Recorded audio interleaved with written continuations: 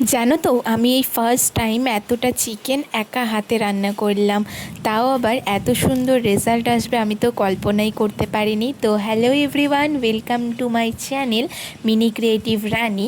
আমি রানী। আজকে রান্না করব চিকেন। এখানে আছে প্রায় 3 কিলো চিকেন।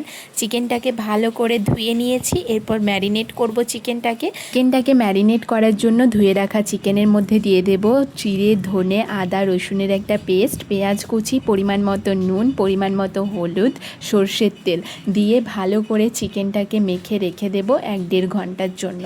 এরপর অন্যদিকে বানিয়ে নেব আরেকটা মশলা চিকেনের জন্য। এখানে দেব আমি পেঁয়াজ কুচি, আদা, রসুন, শুকনো লঙ্কা, কাঁচা লঙ্কা, জিরে, ধনে, টমেটো কুচি দিয়ে একটা পেস্ট বানিয়ে নেব। এরপর কড়াইতে পরিমাণ মতো তেল আর দেব কিছুটা পেঁয়াজ কুচি। এখানে আমি অল্প পেঁয়াজ কুচি দিয়েছি, যেহেতু ম্যারিনেট করার সময় অনেকটা পেঁয়াজ দিয়েছি সেই জন্য। আর দিয়েছি কিছুটা টমেটো কুচি। পেঁয়াজ আর টমেটোকে ভালো করে ভাজা হয়ে গেলে এর মধ্যে দিয়ে দেব পেস্ট করা মশলাটা ভালো করে কষিয়ে নেব যতক্ষণ না এর থেকে তেল বের হবে। তারপর দিয়ে দেব ম্যারিনেট করা চিকেনটাকে দিয়ে ভালোভাবে কষাতে হবে। কষানো কিছুক্ষণ পর দিয়ে দেব আরও কিছুটা টমেটো।